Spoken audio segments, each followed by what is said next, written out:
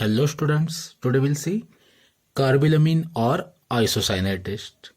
So what is carbylamine or isocyanide test? In carbylamine test, we are having primary amine, that is RNH2, that reacts with chloroform and base like NaOH or KOH, and we get here RNC, which is called as isocyanide. So in carbylamine reaction, primary amine changes into isocyanide, reagent is chloroform and base like NaOH.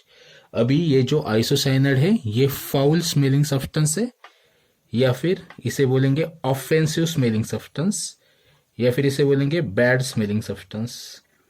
सो ये identification है, isocyanide बना है, ये कैसे identify करेंगे? अगर हमें reaction में फाउल स्मेलिंग या बैड स्मेलिंग या ऑफेंसिव स्मेलिंग सब्सटेंस मिल रहा है, मतलब वो आइसोसाइनाइड बना है रिएक्शन में.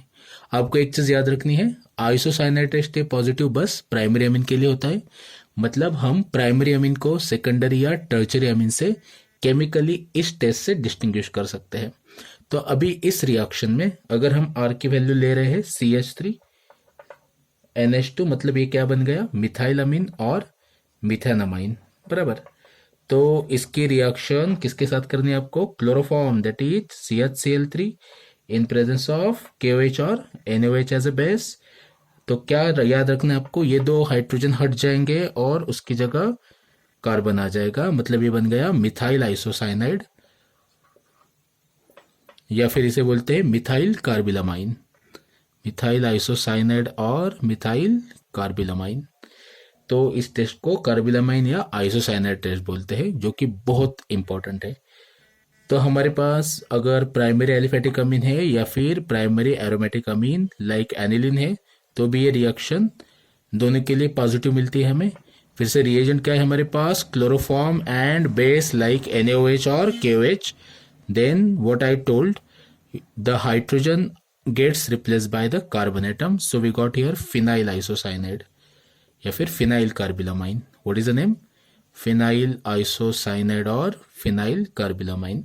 अब इस रिएक्शन की अगर हम मैकेनिज्म देख रहे हैं तो आपको याद रखना है, सबसे पहले रिएक्शन होगी क्लोरोफॉर्म और NaOH के बीच में.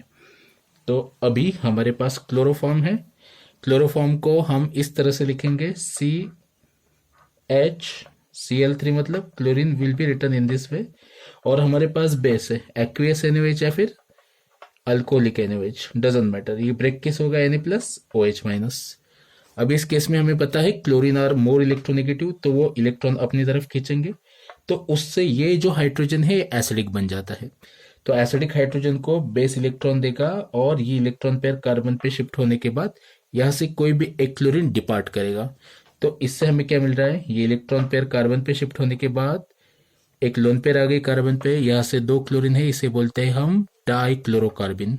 मतलब आइसोसाइनाइड या फिर कार्बिलामिन टेस्ट में इंटरमीडिएट क्या बनता है? डाइक्लोरोकार्बिन बनता है. अभी हमें पता है कार्बिन इलेक्ट्रोफिलिक होते हैं, तो उन्हें हमेशा इलेक्ट्रॉन रिच या फिर न्यूक्लियोफिलिक स्पेसीज अपने इलेक्ट्रॉन डोनेट करेंगे. तो अभी हमारे पास इलेक्ट्रॉन डोनर स्पेसी कौन है? Nitrogen of the amines. So अभी ये जो लोन पेयर है ये कार्बन के मिलने के बाद कार्बन पे क्या चार्ज आएगा? Negative charge. और इससे हमें एक इंटरमीडिएट बनेगा, जिस इंटरमीडिएट में कार्बन पे के पास नेगेटिव चार्ज है, यहाँ पे क्लोरीन है, यहाँ पे क्लोरीन है, नाइट्रोजन पे हाइड्रोजन है. नाइट्रोजन ने लोन पेयर देने के बाद नाइट्रोजन पे क्या आएगा? पॉजिटिव चार्ज आएगा.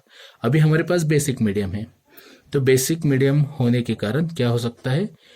ये जो एसिडिक हाइड्रोजन है ये बेस एब्स्ट्रैक्ट करके इसको नाइट्रोजन पे as a lone pair shift करवा देगा. तो इससे मिलेगा हमें Cl माइनस. यहाँ पे नाइट्रोजन के पास अपनी लोन पेयर वापस आ गई, यहाँ पे एक हाइड्रोजन है, यहाँ पे एक R ग्रुप है. फिर से हमारे पास बेसिक मीडियम है, तो क्या होगा? ये बेसिक मीडियम हाइड्रोजन को इलेक्ट्रॉन देगा, ये इलेक्ट्रॉन पेयर कार्बन और क्लोरीन के बीच में शिफ्ट होने के बाद यहाँ से क्लोरीन हट जाएगा. तो हमें क्या मिल रहा है? यहाँ पे carbon chlorine double bond NR, बराबर. कार्बन पे नेगेटिव चार्ज वैसा कि वैसा है, इजंट इट? तो अभी नेक्स्ट स्टेप में क्या होगा? नाइट्रोजन के पास जो लोन पेयर है वो नाइट्रोजन कार्बन और नाइट्रोजन के बीच में शिफ्ट करने के बाद यहाँ से क्लोरीन डिपार्ट होगा और इससे बनेगा हमारे पास C minus triple bond N are.